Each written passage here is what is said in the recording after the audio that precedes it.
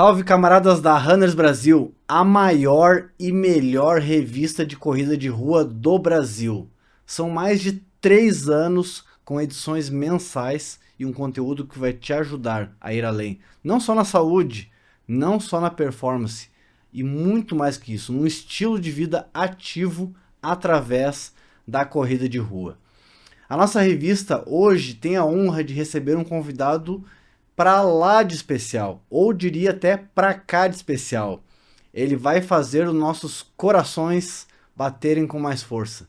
Nós temos a honra aqui de receber em nosso podcast da Runners Brasil o nosso médico cardiologista, Dr. Ricardo Stein. Dr. Ricardo Stein, seja bem-vindo ao nosso podcast. Muito obrigado por esse amável convite. A honra é toda minha poder estar aqui com vocês, com o pessoal que vai assistir o podcast e dizer que é uma experiência diferente. Não gravar um podcast, mas gravar um podcast com a cara da Runners Brasil oficial. Então, eu estou me sentindo muito à vontade e super afim de poder conversar contigo e com os nossos podcasteiros, não sei como é que se diz isso. Pode ser telespectadores, ouvintes, né? Ok. É, né? Inventei a palavra podcasteiro. Gostei, vou usar Podcasteiros. Mas é isso aí, doutor Ricardo. O nosso público aqui é um público bem simples, um público bem leigo que gosta de correr, né? E por isso que a gente combinou aqui da gente tentar, apesar de a gente gostar do meio científico, tentar bater esse papo leve com eles, né? Tirar todas as dúvidas, que às vezes eles têm dúvidas, perguntam no WhatsApp, colocam num chat aqui, perguntam para um outro lá, um leigo. Sendo que a gente tem, né, especialistas que dominam a arte do conhecimento lá na nossa revista, além de praticarem a corrida de rua, né? Então, a ideia é essa. E eu tenho certeza que você consegue isso com muita maestria, né? Afinal de contas, você está nessa área há pouco tempo, né? Pouco tempo, mais de 35 anos. E juntando a educação física com a cardiologia e a cardiologia do exercício e do esporte. Se eu souber o que responder, eu vou dizer sei. Se não souber, eu vou dizer não sei. A gente vai buscar, né? Mas aí. é legal que você falou essa introdução aqui nesse bate-papo, porque o que sempre me chamou a atenção em você, e foi engraçado porque o Saulo aqui conduz a nossa sala aqui, o Saulo falou bem assim, quem é o convidado de hoje? Eu falei, é o Dr. Ricardo Stein. Nossa, você já falou dele várias vezes aqui. É verdade, eu falo muito de você aqui no nosso podcast, não só por você estar na revista, mas pela pessoa e o profissional que você é um exemplo para nós. Obrigado. Porque além de estar na teoria, também está na prática. E esse seu início na educação física, eu queria que você contasse um pouquinho antes de a gente chegar na medicina, essa sua passagem, pode-se dizer breve pela educação física, ou eterna Não foi breve. ou eterna, de longa data. E eu queria que você contasse então essa sua pequena trajetória ali, digamos assim, como profissional de educação física, mas digamos, um profissional mesmo, assim, atuante, e aí depois a gente entra na medicina e outros bate-papos, assim, mas especificamente na educação física, que a gente tem inclusive treinadores que nos acompanham aqui, né? Que legal. Bom, eu acho que eu posso começar com a geologia. Pode, pô, fica à vontade. Eu tinha 16 anos e fiz o vestibular para geologia, na Universidade Federal do Rio Grande do Sul. Geologia, para mim, era ver estalactite, estalagmite, aquelas coisas que tem em caverna, rio subterrâneo, e fazer muita trilha. E, na verdade, geologia não é nada disso, é uma ciência muito séria, mas que não coube no meu jeitão de ser, né? Os primeiros semestres eram química, física, matemática, e eu era muito ruim nisso. E eu decidi fazer educação física à noite. Um menininho, 16 para 17 anos, sem saber muito bem o que queria na vida, mas que gostava muito de exercício e de esporte. Sempre pratiquei. Desde o útero da mãe, com certeza correndo e jogando bola. E aí eu entrei na educação física à noite, numa faculdade lá em Porto Alegre, né? A Faculdade de Educação Física do IPA, que hoje não existe mais. E enquanto uma era muito ruim durante o dia, a outra era muito boa durante a noite, eu larguei a geologia e comecei a trabalhar numa escolinha de futebol. Escola de Futebol Garoto de Ouro. Olha que legal. Foi minha primeira carteira assinada. Ela era pertencente ao jogador de futebol Braulio, que jogou no Inter, jogou no América, no Botafogo, no América do Rio. E o Braulio foi um craque de bola na época dele. Chamavam ele de Garoto de Ouro lá no Rio Grande do Sul. Olha só. E comecei a gostar da coisa. Então, E aí, na faculdade de Educação Física, eu conheci um professor de Educação Física, um treinador chamado Alexandre Davis, um húngaro que tinha fugido da guerra, da Segunda Guerra Mundial, e veio para o Brasil, casou com uma moça aqui no Brasil e virou treinador de atletismo do Internacional.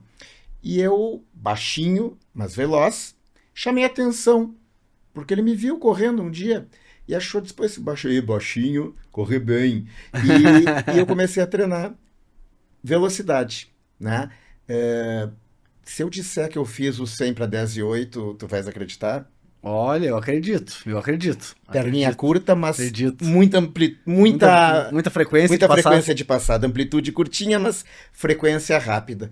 E num sonho de menino, uma namorada no Rio, me mudei para o Rio de Janeiro Olha só. para treinar na Gama Filho, junto com os tops. Eu não era o top, Não, mas eu mas tava lá, tava no meio treinava deles. junto com eles. E o meu sonho dourado, infantil, era ir para Seul competir. 8-8, isso aí. 8-8, mas não, antes de Antes 8-8. 8-8. Competi em 8-8, mas não era pro meu bico. No fim eu acabei ficando doente do Rio de Janeiro e voltei para Porto Alegre, né? Nesse meio tempo, em Porto Alegre, eu consegui um emprego como professor de educação física de uma escola particular. Na época, tu não precisava ser formado, Sim, né? E comecei a dar aula no Colégio Israelita Brasileiro, lá em Porto Alegre, de sim, educação famoso. para criancinhas da primeira à quarta série, né? Bom, foi uma experiência maravilhosa. Então, eu posso dizer que o meu início profissional, ele foi totalmente com educação física. E à noite, eu estudava. Sim. Até que um clique. Disse, poxa, quero fazer medicina. 5 anos depois do colégio, decidi fazer medicina, né? Voltei do Rio de Janeiro, Sim. né? Trabalhando durante o dia e tranquei a educação física para estudar 6 meses para o vestibular. Arranjei uma outra namorada para estudar junto com ela, que era importante entre uma namorada e uma Tem que estudada, né? estudar, né?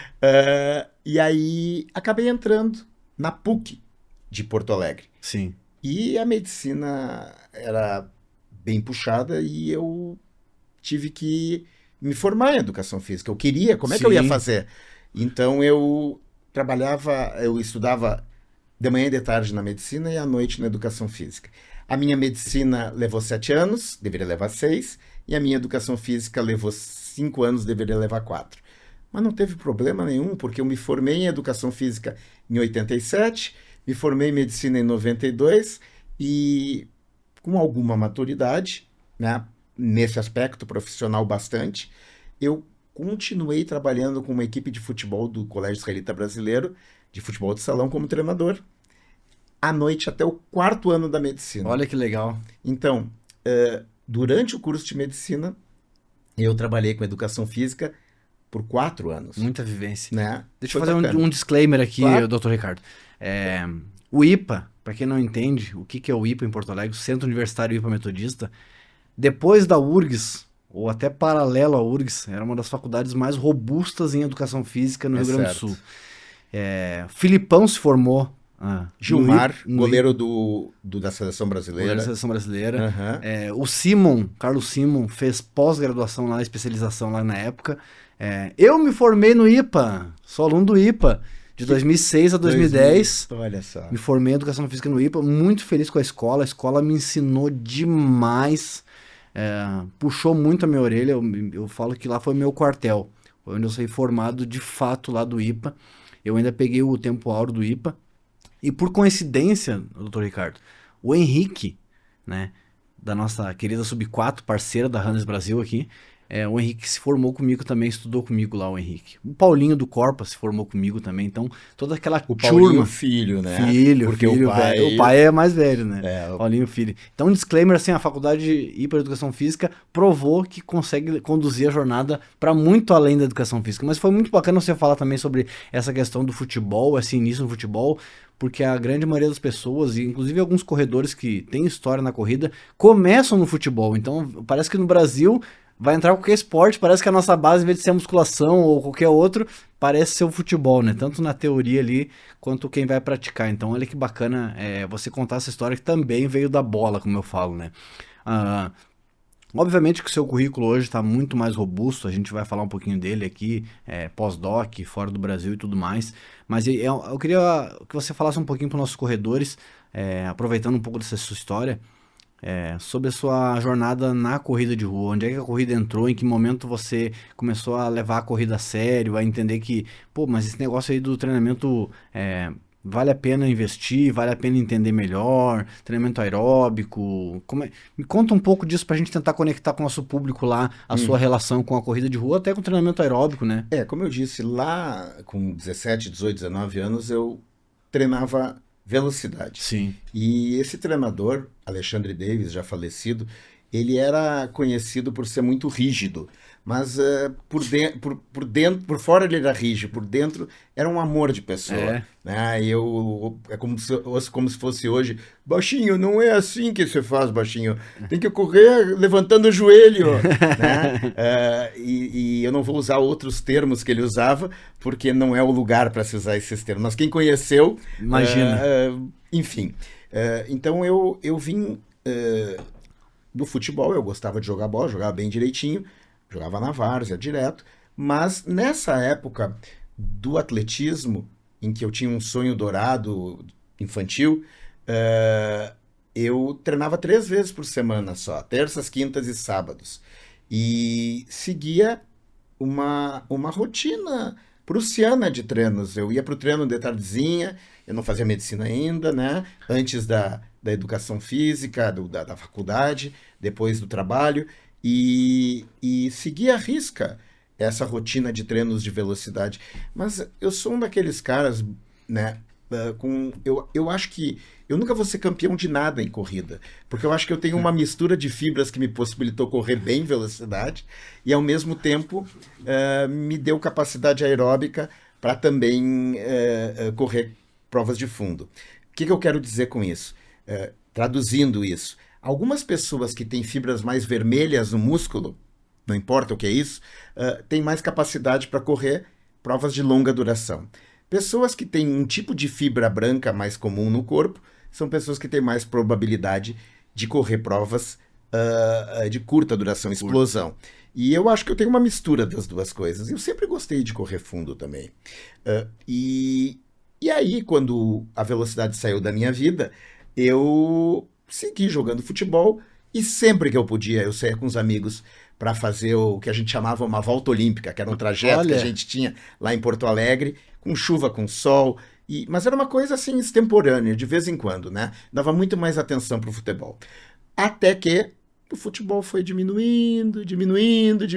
Tomei um cotovelaço na boca uma vez de um amigo, aí eu disse, não quero mais jogar bola, né? Porque é muita briga, é muita lesão, e eu vou para a corrida. E entrei no clube de corrida da clínica que eu tinha, que chamava Vita, lá em Porto Alegre. Foi uma referência para nós também. E o professor Mauro é quem tomava conta do clube de corrida do Vita, até era meu sócio, e aí era uma delícia, porque era um clube de amigos, como muitos clubes de corrida que existem por aí, que são clubes de amigos, que a gente vai também para correr, né? E ali eu me divertia. Nunca quis correr nada além de uma meia maratona, nunca. A maratona nunca foi um desejo para mim. A meia bem feitinha. Eu achava uma prova deliciosa, porque eu me divertia naquela prova, né? E aí os meus treinamentos, eles nunca foram nem perto do que muitos que estão nos ouvindo, que treinam de verdade. Sistematicamente mais robusto. O meu treino era como uma mistura de saúde, fun run, saúde e performance. Né? Queria melhorar um pouquinho o meu tempo, queria sair de tanto para tanto na meia maratona, mas nunca dei muita bola para isso.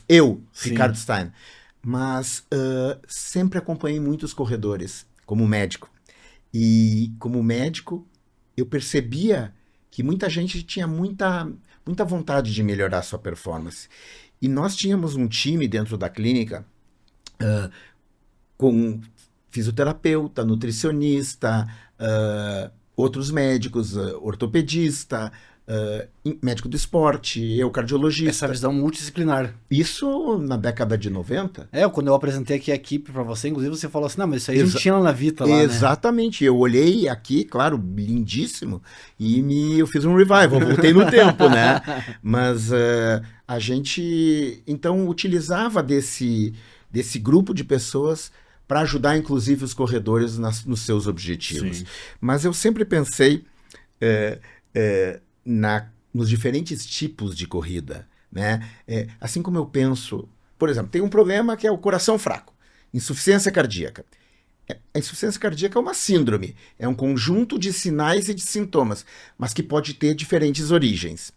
A corrida não tem nada a ver com insuficiência cardíaca, é só um exemplo. A corrida, para mim, ela pode ter várias origens. Eu posso querer correr velocidade, como um Usain Bolt, mas eu posso querer ser um queniano top de linha, correndo uma maratona para 2:02. Sim. Né? Assim como eu posso querer ser um Ricardo Stein, que correu a vida inteira para se divertir. Né? Ou um atleta amador que quer fazer a sua São Silvestre melhorando o tempo e chegar lá no final da prova super cansado, mas feliz da vida. E uma coisa que chama atenção, né? Como a corrida de rua ela evoluiu e ela criou seguidores. Eu acho que o Brasil é o segundo lugar no mundo nesse segmento. Estamos a bater os Estados Unidos. Estamos a bater os Estados Unidos. Opa. Estamos a bater os Estados Unidos já. Porque o número de provas, inclusive, doutor Ricardo, para ter uma ideia, a gente tem um número aí absurdo. Eu não vou lembrar agora, mas aumentou aí, acredito que mais de 1.500% nos últimos 20 anos. É exponencial, isso não tem a menor dúvida. Pico, assim, uma coisa doida. Então, estamos a bater os Estados Unidos, porque eles têm a cultura, o running culture lá que chama, né? Que é a cultura do running, até pros filmes que teve lá. Então, tem uma série de fatores que a gente ainda tá travando essa guerra com eles. Vamos ganhar, tenho certeza disso, né? Mas foi interessante você falar um outro ponto aqui, além disso, né? Que você falou os diferentes objetivos para corredores, ou seja, o mesmo esporte, a mesma modalidade, a mesma ferramenta sendo usada de maneiras diferentes. E a gente já falou isso na revista Runners Brasil dezenas de vezes. É uma briga que eu já tenho com várias pessoas, inclusive treinadores, que eu falo. No mesmo grupo você vai ter grupo de pessoas altamente competitivas, você vai ter gente de participação e você vai ter gente iniciante. Por mais que ele seja iniciante, às vezes ele tem objetivos diferentes, né? Porque a classificação hoje que muitos treinadores colocam na prática, lá a gente sabe iniciante, intermediário, avançado, mas não do objetivo. E a minha briga é, qual o objetivo desse iniciante? Qual o objetivo desse avançado? Por exemplo, eu sou um corredor, posso dizer, avançado, mas eu não sou competitivo, eu sou do time do Ricardo Stein, vamos melhorar um pouquinho ali, mas não vou me matar, não vou jogar minha carreira fora, meu casamento, minha vida, meu trabalho por causa da corrida. Então, assim, gosto de manter uma certa performance, mas não a ponto de entregar minha vida. Calma aí, vamos... porque tem gente que... e aí eu não quero trazer isso como... eu não vou criticar essas pessoas, mas eu vou só trazer um fato. E contra fatos não há argumentos.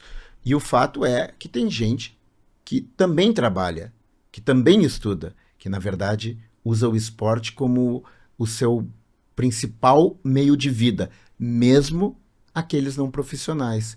Por exemplo, eu tenho uma atleta que eu acompanho há muito tempo e é muito engraçado, porque ela é uma ultramaratonista de ponta, né? E ela é um doce de pessoa, é uma pessoa que tem muito conhecimento, é profissional de educação física também. E essa pessoa vinha no consultório e eu dizia, fulana, quando é que tu vai parar com essa loucura? Até que um dia eu disse, eu tenho que parar de dizer isso, porque para ela não é loucura. Para ela encontrou nisso uma coisa bacana para fazer. Eu posso discutir fisiologicamente ou fisiopatologicamente alguns aspectos dessa decisão. Os impactos disso a longo prazo, né? Mas não ia no consultório para eu dizer isso para ela. Ela é no consultório para eu ajudá-la no que está ao meu alcance, né? E aí eu tive uma mudança no meu comportamento em como pensar, por exemplo, o ultramaratonista ou o cara que vai correr a corrida, a maratona do Saara. Eu posso achar loucura. Eu tenho um paciente de 63 anos que foi fazer a primeira corrida esquisita dele foi a maratona do Polo Sul. Pô, ele teve que encontrar um supermercado para treinar com a roupa que ele usou lá, para correr no frigorífico, né? E ele tinha 60 anos, 61 anos, tinha a minha idade. Sim. E num primeiro momento eu disse, pô, esse cara tá louco. Mas ele não tá louco. Ele quer, ele pode, ele tem aquela capacidade e ele tem o livre-arbítrio. Então eu acho que nós médicos temos a tendência a julgar o outro. E muitas vezes a gente julga o corredor, ou principalmente esse corredor de provas, ou triatleta, ou um nadador de largas distâncias, enfim, como, isso é uma doença.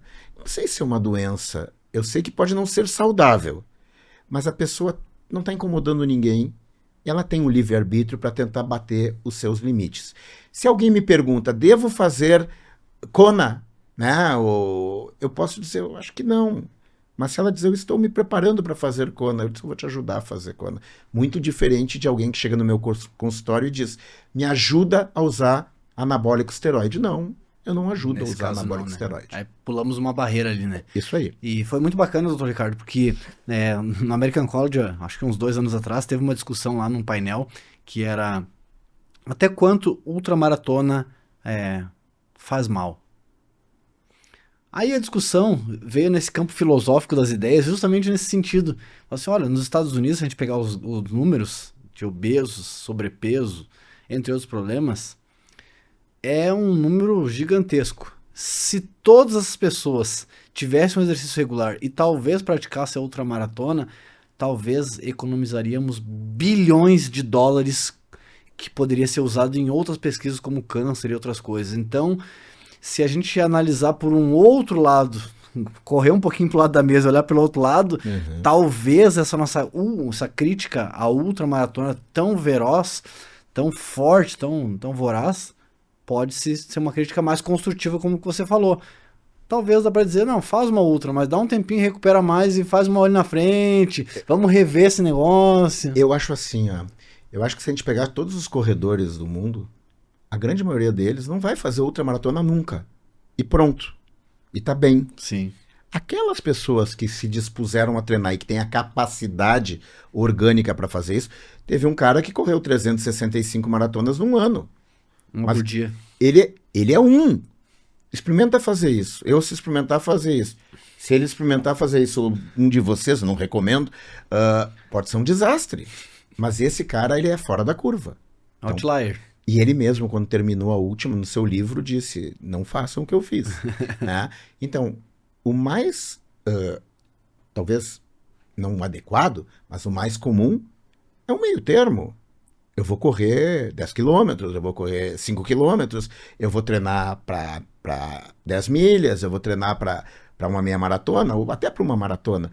Mas essas provas de altíssimo desgaste, onde o treinamento é mais desgastante que a prova muitas vezes, e isso me lembra essa moça que eu falei.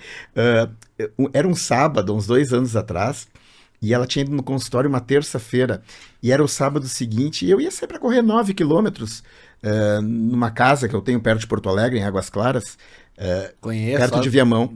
É uma delícia para correr lá. E eu ia sair, mas estava um dia nublado, e eu olhei e disse, pô, não vou sair. Aí eu disse, espere um pouquinho. A moça que foi no consultório me disse que hoje, sábado, ela ia treinar 90 quilômetros. Eu preciso 10% só disso. Aí eu disse, aí eu vou. Não vou me mexer. Eu vou fazer. E aí saí pra correr, né? Ela me estimulou pra fazer isso. Mas eu acho que isso são pra poucos, tá? Sim. De uma forma absoluta. Né? São poucos que vão fazer isso. E eu acho que a saúde, aí, falando em saúde, Sim. A saúde está no meio termo. Como muitas coisas na vida, né? A saúde está no meio termo. Mas qual é o meio termo pra ti, Darlan? Talvez seja diferente do meio termo para mim. A régua é diferente. Mas foi interessante de entrar nesse campo das ideias aí do que saúde não. Doutor Ricardo, fica à vontade para comer pão de queijo que eu trouxe, bem. Suco. Super. Porque a gente sabe que tem alguns parâmetros de recomendações nacionais e internacionais, e você como médico vai nos ajudar aqui, nosso público a entender melhor. O qual seria então, digamos assim, pô Darlan, mas então para saúde, então tá bom, vamos definir esse negócio aí. Para saúde, me correr pela saúde, quantos quilômetros seria o ideal aí por semana? Quantos quilômetros seria o de volume? Como é que seria? Então eu só quero pra saúde. Por exemplo, quando o cara é sedentário, o médico vai treinar. Tá bom, então o mínimo pra mim dizer que eu faço saúde. Vamos lá. Hoje a discussão nos nossos congressos, a gente participa de muitos, mundo afora, tem uma discussão. Correr demais, né, é bom ou é ruim? A gente sabe, e eu vou mostrar para vocês, tem uma curva. Não fazer nada, ser sedentário, a mortalidade por todas as causas, câncer, demência, infarto, AVC, é muito maior. Maior. Conforme tu vai aumentando o teu gasto energético, por exemplo, corridas regulares, a mortalidade vai diminuindo e tu faz uma espécie de um J invertido, até que ela tende a estabilizar. Mas alguns estudiosos dizem que essa curva de J invertido, ela pode virar U. O que é isso? Se fazer nenhum exercício é prejudicial, fazer exercício demais pode ser prejudicial. Vamos lá. De fato. Como se tivesse um ponto ótimo, né? Como se tivesse um ponto ótimo. É fato. Corredores, ciclistas, pessoas que fazem exercício aeróbico ao longo de uma vida têm mais risco de fazer uma arritmia chamada fibrilação atrial. 5 a 7 vezes mais. Isso é fato. É fato. Não tem discussão. A gente já sabe disso. Mas será que aumenta o risco de fibrose nas artérias coronárias? Será que a gente pode ter um infarto sem ter placa de gordura porque faz exercício demais? Né? Será que aumenta o risco de morte súbita? Será que aumenta o risco de uma parte do coração ficar mais enfraquecida porque tu corre demais? Bom, essa é uma discussão que ainda não tem uma resposta. Não tem uma resposta definitiva. E eu acho que aí entra também a genética, que é uma das áreas que eu estudo. Eu estudo a cardiogenética. Eu não estudo a genética da performance. Eu acho que alguns indivíduos vão fazer exercício intenso a vida toda e não vão ter nada. E vão ter benefício por isso. E outros podem ter, a partir de um determinado momento, um gene, né, que apresenta uma alteração, uma mutação, que a gente chama, que em algum momento pode predispor, pode fazer com que aquele cara venha a ter problema para fazer exercício em excesso. Não estou dizendo que as pessoas não devam fazer exercício. São recortes ali, né? Exato. A verdade é que talvez existe a medicina de precisão ou medicina personalizada. Não tem nada a ver com medicina integrativa, não tem nada a ver com ortomolecular. A medicina de precisão é aquela baseada no que tu mostra, o teu fenótipo e nos teus genes, né? E eu acho que essa medicina de precisão vai me ajudar a dizer, não, para o Ricardo, daqui a um tempo, para o Ricardo, tanto é bom. Mas se eu tivesse que responder a tua pergunta, quem sabe faz na hora, né? Vamos lá. Eu diria que um número para um corredor, correr, por exemplo, até 45 quilômetros semana, para um indivíduo que não tem doença, que é saudável, né, e que quer usar a corrida como um fator de satisfação tá e com de sobrepesinho, talvez. E de saúde, não vai começar correndo 45 quilômetros semana, óbvio que não, né? Progressão. Mas vai progredir. Mas até 45 quilômetros semana, depois de um processo de adaptação, e se não há prejuízo osteoarticular, super ok. Mas essa pessoa, o sobrepeso, diabetezinho, hipertensozinho, deve passar por uma avaliação, de preferência com um médico do esporte, uma médica do esporte, com um cardiologista, de preferência com alguém que entenda de exercício. E aqui eu não é falar mal do cardiologista que não entende de exercício, porque existe um grupo de cardiologistas, muitos aqui em São Paulo, outros em outros lugares do país, que estudam cardiologia do exercício e do esporte. Não é uma especialidade ainda. Ainda não é aqui no Ainda Brasil. não é. Mas nós, do Departamento de Ergometria, Exercício e Reabilitação Cardíaca, junto com a Sociedade Brasileira de Medicina do Esporte e do Exercício, estamos tentando fazer com que se torne uma subespecialidade, como é, por exemplo, cardiologia pediátrica. Sim. Ou hemodinâmica, aquele que bota catéter, né, e abre a artéria, que são especialidades. Agora, aproveitando e fazendo um jabazinho aqui, Se a pessoa quiser ser consultada, Uhum. se a pessoa quiser passar por um bate-papo muito interessante com uma avaliação completa com o Dr. Ricardo Stein, lá em Porto Alegre ou em outro lugar, aonde é que a gente vai encontrar você? Já que a gente tem aqui corredores do Brasil inteiro, inclusive muitos desses aqui que vão nos assistir, correm a Maratona de Porto Alegre em junho, que é a tão desejada. Então, se esse pessoal estiver lá no sul, quiser dar uma passadinha, onde é que eles vão encontrar você lá? Bom, eu tenho um consultório em Porto Alegre, fixo, né? Onde eu atendo os meus pacientes, em geral, no turno da tarde, início da noite. E se eu te disser que eu não me lembro, decoro o novo telefone, porque cortaram o nosso telefone fixo há 2 semanas. Eu vou ter que refazer todos os meus cartões. Eu fiquei morrendo de medo que tu fosse me fazer essa pergunta. Mas a gente coloca, a gente coloca aqui Tá. na edição. Mas o nome da clínica?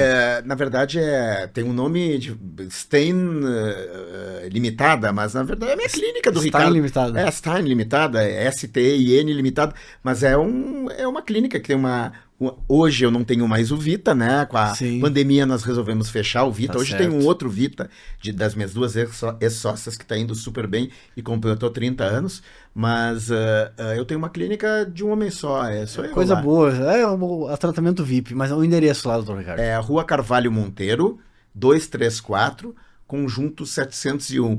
E o telefone, como a gente diz em Porto Alegre, o Moscão aqui não lembra. Não, mas bom, o endereço tá aí, a gente vai colocar maiores informações lá também. Aí falar com a dona Luísa, que é a minha fiel escudeira, querida. Ela vai agendar lá, vai colocar lá um encaixe lá. Para o pessoal que faz a Maratona de Porto Alegre, né? Aproveita, faz uns dias, chega uns dias antes ou vai uns dias depois lá. Eu sugeriria que ligue bem antes, porque estamos sempre bem lotados. Tanto é que eu tô querendo ir lá consultar e tá difícil. Não, mas para aí. Aí os caras VIP a gente faz o encaixe. Não, mas a gente brinca com essas coisas. Veja, uma cidade como Porto Alegre, aproveitando Sim. o que tu está dizendo. Eu tenho a felicidade de ajudar a formar, por exemplo, um outro cardiologista que trabalha com exercício e com esporte. Dr. Anderson Donelli da Silveira. Hoje é cardiologista do Grêmio Futebol Porto Alegre. Olha que legal. Sempre gostou de correr também. E esse doutor, eu gosto de dizer que ele é meu filhote médico, né? Porque ele está comigo há mais de 20 anos. E agora já é grandão do ponto de vista profissional. É tão bacana poder ver que tem pessoas que estão se interessando por essa área. E mais, no Brasil nós vamos ter pessoas que gostam disso. Porque a Universidade do Coração da Sociedade Brasileira de Cardiologia montou, e aí o Dr. Marconi Gomes, Dr. Marconi de Belo Horizonte, Dr. Pablo do Rio de Janeiro, nós três somos coordenadores de um pós-graduação.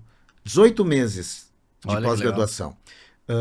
94 inscritos, né? É só para médicos.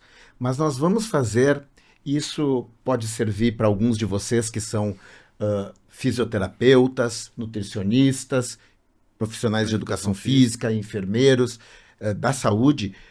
Nós vamos fazer um curso sob o auspício da Universidade do Coração da Sociedade Brasileira de Cardiologia, no ano que vem, um curso de reabilitação cardíaca multidisciplinar. Olha que bacana. Né? Então, isso a gente certamente vai fazer chegar aos fisioterapeutas, nutricionistas, profissionais de educação física, médicos também, que tenham interesse, porque essa é uma área que está estourando. As pessoas têm um verdadeiro, assim, uma gana em saber.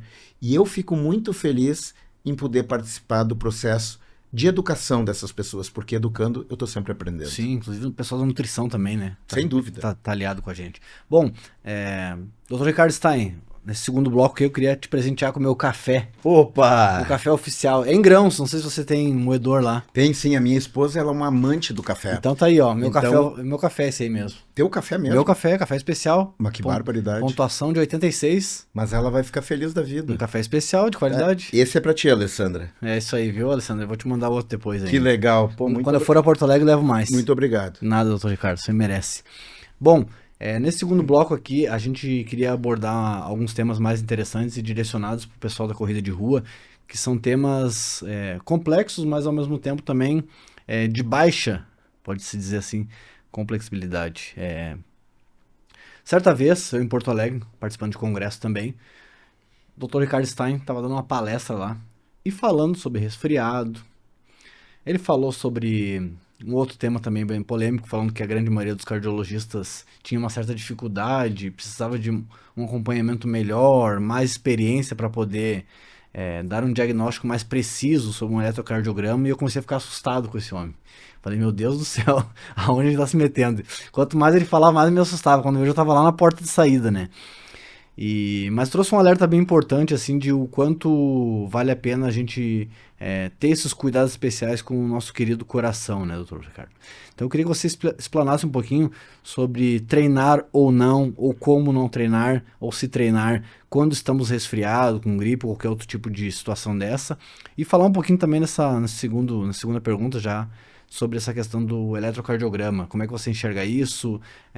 Como é essa relação de precisão do exame? Se tem outros exames aí? Bom, vamos começar então com uma coisa que é super comum e que faz parte da vida de todos nós, né? Os processos infecciosos, inflamatórios, um resfriado, uma gripe, tem gente que diz, não, vai correr para botar para fora. Vai correr para botar para fora, daqui a pouco bota um vírus, um micro-organismo no coração e faz uma inflamação do coração, uma miocardite. O corpo é uma máquina, e essa máquina precisa em alguns momentos, de repouso, caldo de galinha, a receita da vovó, né? E quando a gente está gripado ou resfriado, o nosso corpo está com a imunidade prejudicada. Não tenha dúvida. Nesse momento, o ideal é o repouso. O repouso faz parte do programa de treinamento em algumas situações, numa periodização, mas nesse momento é o momento em que o repouso ele deve fazer parte do programa de treinamento por motivo de saúde. Não são poucas pessoas que nós fazemos por um motivo ou por outro um exame chamado ressonância cardíaca, e a ressonância daqui a pouco tem uma área de fibrose. Como se no meu braço aqui, eu tivesse uma cicatriz. Só que a cicatriz é no coração. Esbranquiçado. A imagem tem uma característica própria na ressonância, e aí se viu que não é uma fibrose porque teve entupimento de artéria de coração. Porque tem a fibrose característica do entupimento de artéria. É uma fibrose com uma determinada característica. Aí o médico especialista em ressonância, o cardiologista especialista em ressonância cardíaca diz, isso aqui eu acho que foi uma miocardite. Músculo. Cardite, inflamação do músculo do coração. Alguém, por algum motivo, ficou suscetível, ficou mais... abriu a porteira, como se diz. E entrou um bichinho lá, sem vergonha, um micro-organismo, e causou o problema. A maior parte das pessoas nem sabe que teve. Mas algumas podem ter falha de bomba do coração e parar no hospital com uma miocardite grave. Depende do grau de inflamação. Eu não quero dizer aqui, nem fazer terrorismo, dizendo que a pessoa que corre resfriada vai ter isso, mas aumenta a chance. Se expõe. Nós sabemos também estudos imunológicos que mostram que o corpo pode levar até 2 semanas para recuperar o estado normal depois de um processo infeccioso uma gripe um pouquinho pior, né? Tive Covid, né? Posso sair correndo com 3 dias depois do diagnóstico? Eu não recomendo. Dá uma segurada. Né? Por quê? Porque o bicho te infectou. E assim como pode causar queda de cabelo, pode causar miocardite também.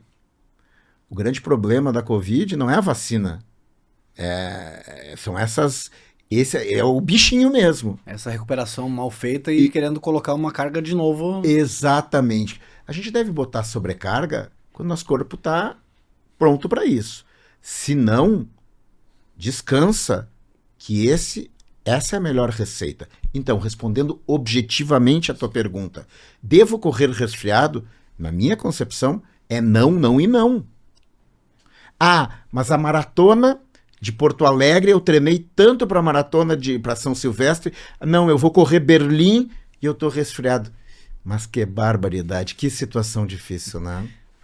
Isso são escolhas, né, doutor? Tem isso também. São escolhas. Né? Eu uma vez atendi um paciente, que era triatleta, e ele descobriu, com outro médico, uma cicatriz no coração ativa, uma miocardite ativa. Ele não sentia nada, mas o bicho tinha infectado ele há pouco tempo. E ele tinha uma prova muito importante em Kona. Kona. Um disclaimer aqui. Vai. Kona, pra quem não sabe... Desculpa.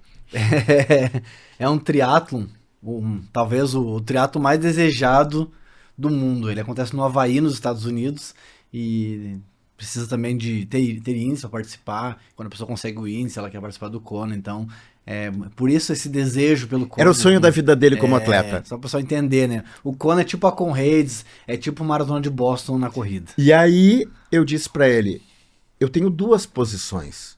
Uma é a técnica e a outra a afetiva. A afetiva eu quero que tu corra, que tu vá bem, que não aconteça nada. Mas eu sou um técnico. E como técnico médico, eu tenho que dizer, tu tá proibido de ir. Ele foi. Por sorte, graças a Deus, ele continua correndo. Ou seja, você entra numa zona de perigo, né? Ele se botou sob risco. Né? O médico, ele veio ouvir minha opinião e eu disse, não pode. Ele não quis seguir a minha orientação.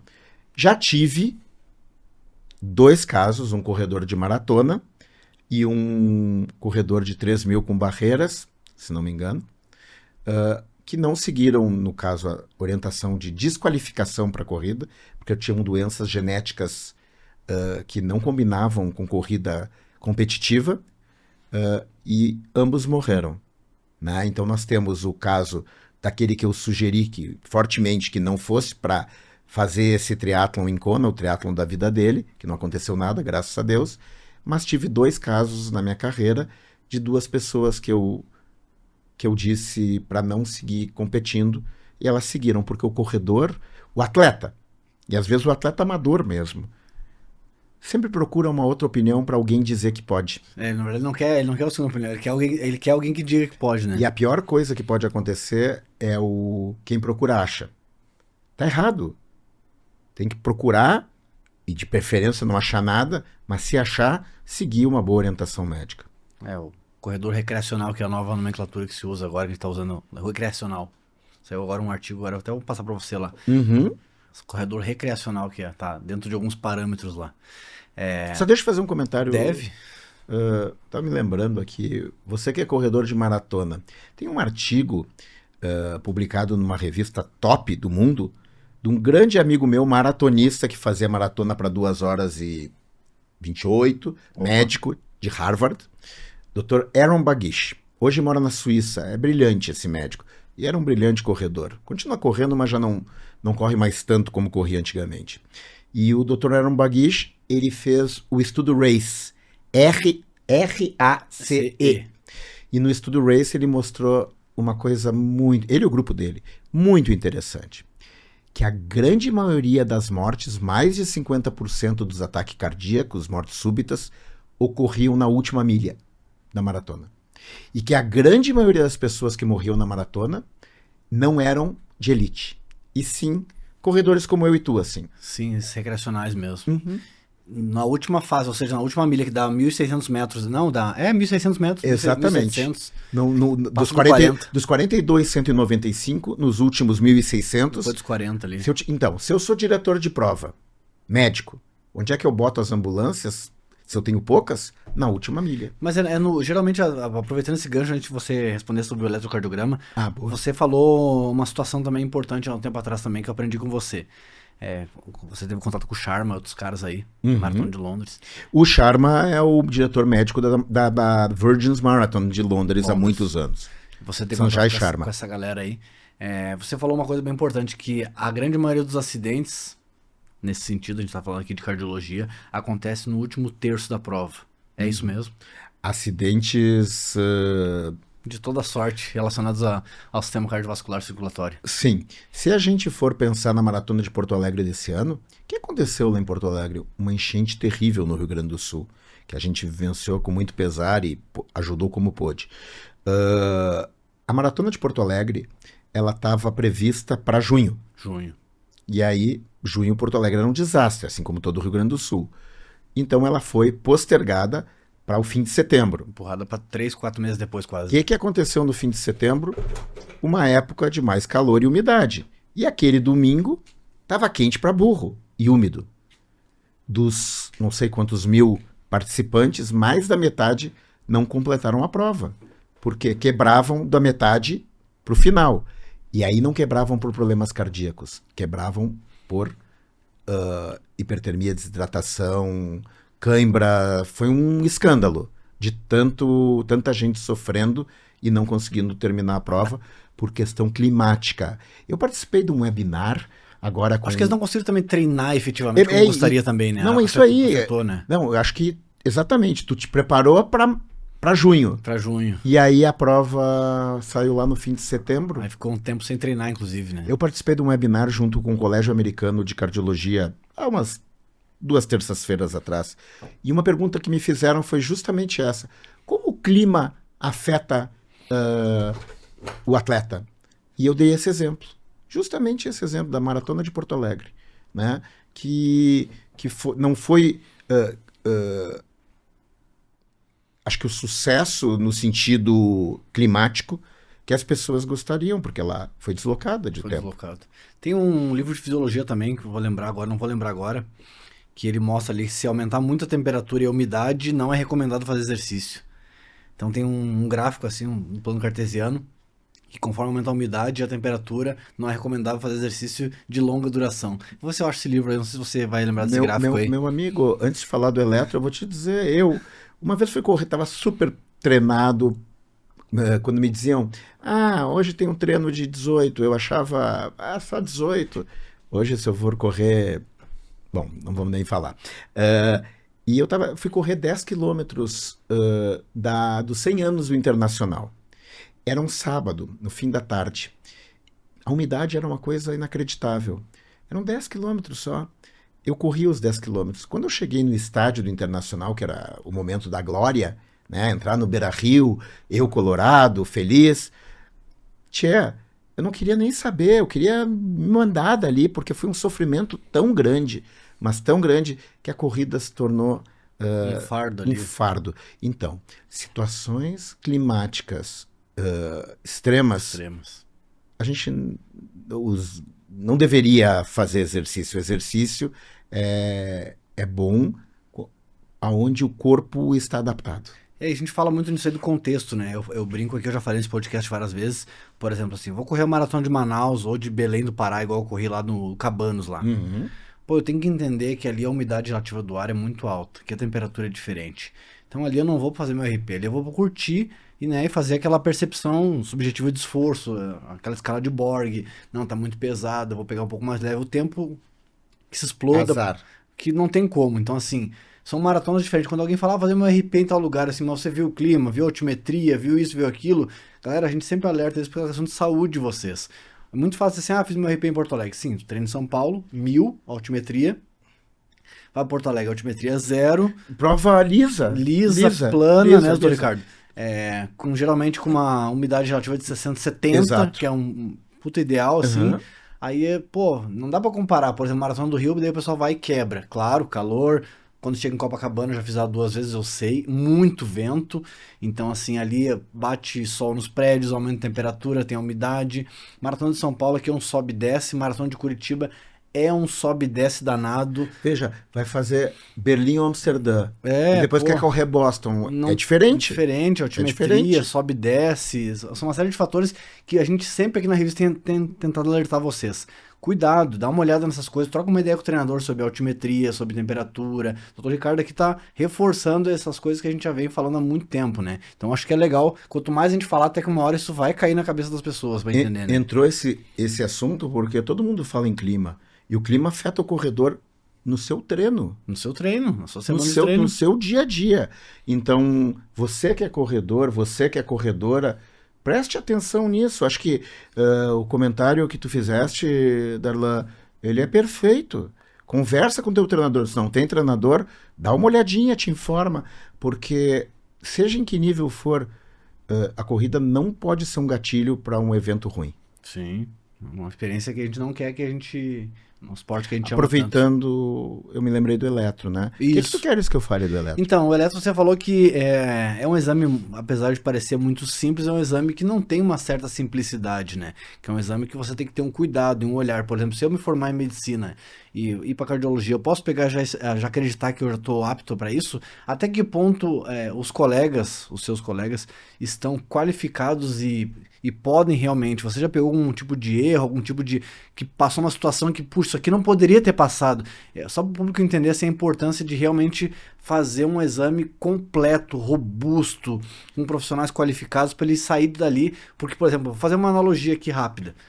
Pessoal, Darla, olha aqui, ó, fui fazer percentual de gordura, tá aqui, olha, meu percentual de gordura é 7. Eu olho assim, 7? Que protocolo ele usou? Foi bioimpedância de quantos pontos? Você tomou café, você dormiu, você se estressou com a mulher. Calma aí, tem coisa errada, não é assim? Ou com homem. Ou com homem, tanto faz.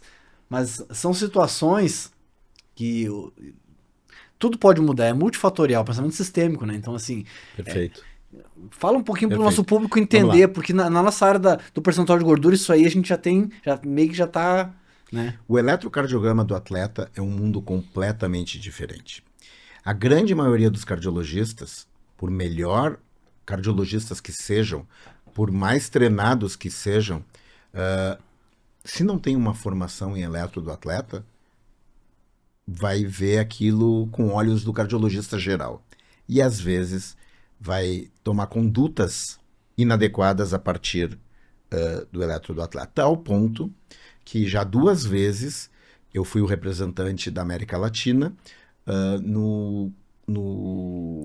em Seattle, nos Estados Unidos, com um grupo de experts do mundo todo em eletrocardiograma do atleta, no qual nós discutimos as minúcias do eletro do atleta. Por exemplo, etnia.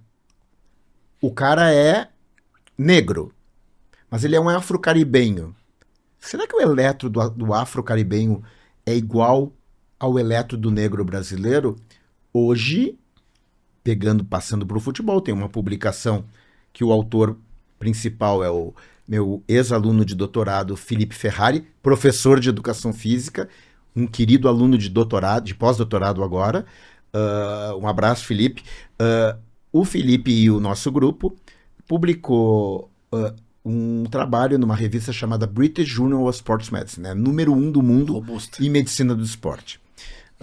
E essa publicação, ela entrou nessa revista porque nós pegamos 6.125 jogadores de futebol das séries A a D do Brasil. Do Brasil. Né? E desses 6.125 atletas, cada um deles tinha um eletrocardiograma. E nós avaliamos todos os eletrocardiogramas deles. Tudo que tu pode ter naquele tracinho, a gente avaliou. E um percentual deles era branco, outro era pardo e outro era negro. Dividimos por etnias. De 15 a 35 anos de idade. Bem, o que a gente mostrou? Que 3% desses eletros eram anormais, de acordo com a leitura feita por mim e pelo Dr. Anderson Donelli da Silveira, que eu tinha falado anteriormente. Bem, a partir daí, desses 3% anormais, 181 eu acho que era o número, de 6.125, nós vimos que aqueles que tinham uma determinada alteração lá, chamada inversão inferolateral da onda T, não importa o que é isso, esses caras, quando faziam um ecocardiograma, alguns deles o ecocardiograma não mostrava doenças que só a ressonância mostrava. Ou seja, o eletrocardiograma do atleta, no caso aqui futebolistas, né, brasileiros, eles tinham alterações que só eram vistas quando tinha esse chamariz no eletro na ressonância. 3% tinham esse padrão anormal. Na Inglaterra são 11%. Olha só. Em Gana, 25%. Muda.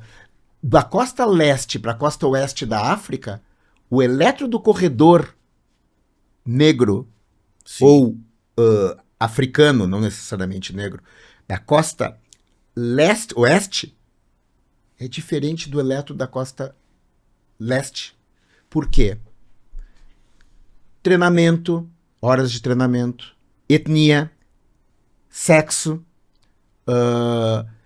N coisas podem fazer com que esse eletro... Fatores genéticos. Fatores genéticos. N coisas pode fazer com que esse eletro seja diferente. E tem um padrão que o Dr. Sanjay Sharma, esse da Inglaterra, descreveu, que é o padrão afro-caribenho. Uma alteração que hoje todo mundo considera no mundo normal. Nós, nos nossos jogadores de futebol, encontramos uma frequência de padrão afro-caribenho em negros brasileiros muito, mas muito mais baixa que na literatura internacional. A gente pegava emprestados dados da literatura usando emprestada. protocolos, digamos, diferentes. E agora a gente tem dados tem nossos. os nossos aqui. Então, o eletrocardiograma do atleta tem hoje tem artigos publicados em revistas de alto impacto e tem um documento que foi feito por esse grupo de experts, né, em 2017, que está livre, está em acesso na internet, que eu posso te passar depois, Faço questão. que ensina os médicos a interpretar o eletro do atleta. E eu vou ser coordenador de um curso junto com o Departamento de Ergometria e Reabilitação da Sociedade Brasileira de Cardiologia, no ano que vem também, que vai ser um curso de eletro do atleta. Olha que bacana. Mas aí é para médico só, né? Não, mas olha que bacana. É o que a gente tem falado, né, doutor? A nossa ideia aqui é trazer a ciência na prática, né? Mostrar que a gente precisa avançar em muitos sentidos ainda, que isso vai dar longevidade pro corredor, vai dar qualidade de vida para ele, e para ele entender também o quanto a gente, aqui na revista também vem buscado, de alguma forma, colaborar com a saúde e com a performance dele, né? Porque, como você falou, né? O eletro é um dos exames, né? A gente tem vários exames. Então, né? posso te interromper? Deve? Olha só, o que é o ideal? O mundo ideal é que o indivíduo faça pelo menos, o corredor, vamos lá, uma consulta com um médico ou com uma médica que entenda do assunto, que haja uma conversa, que a gente chama de anamnese, né? Que nessa conversa seja explorada a história familiar da pessoa. Não é só perguntar, teve alguém que morreu na tua família? Não, tem que ir um pouquinho além. E que a pessoa seja examinada, né? Que o médico bote o estetoscópio, examine. E além disso, o eletrocardiograma de repouso de 12 derivações, que é a pessoa deitadinha lá em repouso por 2 minutos, bota aquelas coisinhas do eletro, os eletrodos, faz o eletro. Se nós temos alguma alteração, seja na conversa, no exame físico ou no eletro, aí outros exames podem ser indicados. Mas eu tenho condição de fazer um ecocardiograma. Eu gostaria de fazer um ecocardiograma. Se eu fizer ecocardiograma em todos os corredores do mundo, eu quebro todos os sistemas de saúde do mundo. Mas no meu consultório, no consultório do Dr. José da Silva, no consultório da doutora Mariazinha, dá para fazer em bases individuais. Então a gente pode ir além. Mas se o corredor diz assim para mim, eu quero fazer um teste genético. Aí eu pergunto, mas por quê? Não, porque eu quero, porque me disseram que é bom, que eu não quero morrer de repente. Se não tiver uma indicação para fazer o teste genético, não vai fazer mesmo. Já aconteceu comigo de uma corredora famosa ligar perguntando exatamente isso. Eu fiquei sabendo que o senhor trabalha com isso, com esporte, com cardiogenética, e eu quero fazer um teste genético. Eu perguntei, mas a tua família tem alguém? Não. E tu sente alguma coisa? Não. Tu tens algum problema? Eu disse, não, eu só corro. Eu disse, não, tu não tem que fazer, tu tem que fazer uma consulta, ser examinado e fazer um eletro. Deu, acabou. E o melhor cenário é fazer anual, não é? A pré-participação, que a gente chama, né? Avaliação pré-participação, ela é feita em bases anuais. Se eu tenho alguém, aí entra um outro lado.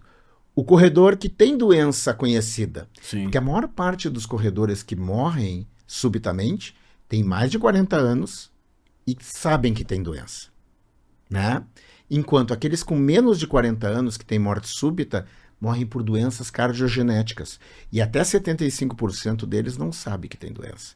Mas com mais de 40 anos, 35 anos, a principal causa de morte no corredor, no atleta, é o entupimento de artéria do coração, que a gente chama de doença arterial coronária, né? E a maior parte, 80% dessas caras, sabem que tem a doença. Então, essas pessoas podem correr, desde que tenham feito uma avaliação e que a corrida seja mais amiga do que inimiga, porque o exercício pode ser um maravilhoso remédio. E a gente prescreve exercício como se fosse remédio no receituário. A gente deve saber fazer isso. A maior parte dos médicos não sabe. Mas o exercício também pode ser um gatilho para a morte súbita em indivíduos que têm doença, por exemplo, no coração, né? Que morre em geral do coração. Doenças da estrutura do coração, miocardiopatias, doenças que a gente não consegue ver direito nos exames, que a gente chama de canalopatias, não importa o que são, pessoas que usam droga, desde energia, desde listas e listas, exato, e condições atmosféricas cruéis, né? Eu vou fazer a maratona do Saara, né? 49 graus à sombra. Não. Se tu não tem uma coisa dessas, tu não vai morrer do coração. Entendi. Doutor Ricardo, a gente teve aqui, só para você ter uma ideia, 2 convidados. Olha que interessante. 2 convidados. Um deles, presidente do CREF, nosso Conselho Regional de Educação de São Paulo, Nelson Leme. Gente boa demais. Esteve aqui no nosso podcast da Runners. E ele falou que ele era um cara do CREF, tinha toda uma representatividade, corria um pouquinho, até que um dia sentiu um desconforto, foi ao hospital, dali o médico falou, daqui tu não sai mais.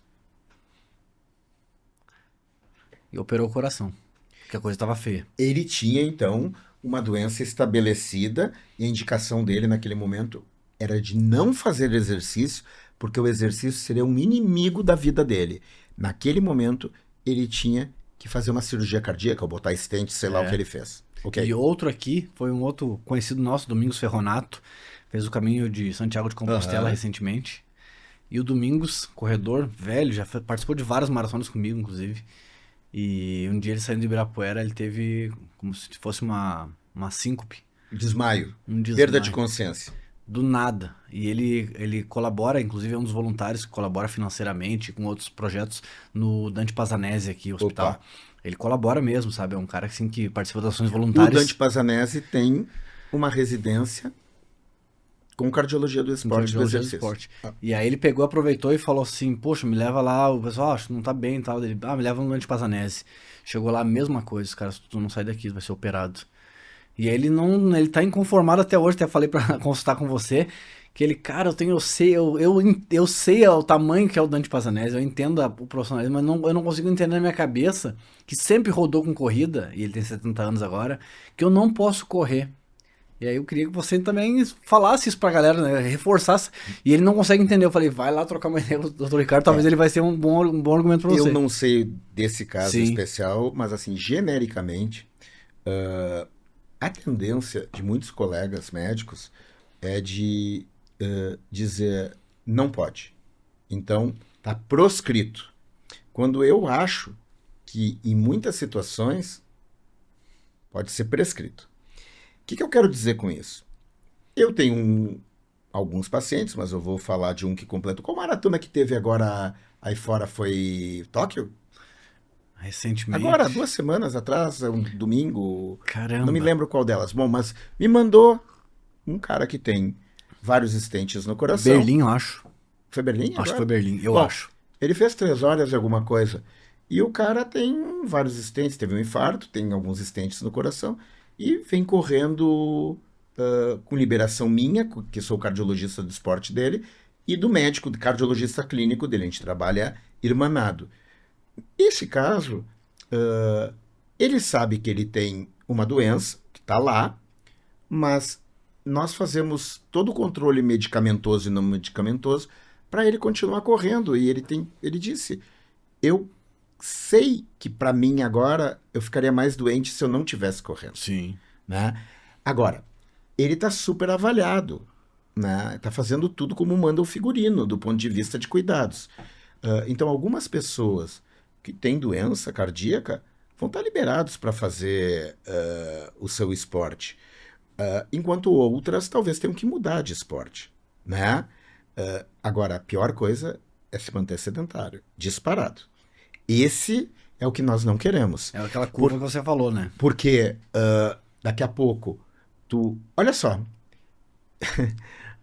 um repórter de uma grande rede de comunicação do Rio Grande do Sul participou de um evento comigo, um grande round do Hospital de Clínicas, que é um encontro do hospital.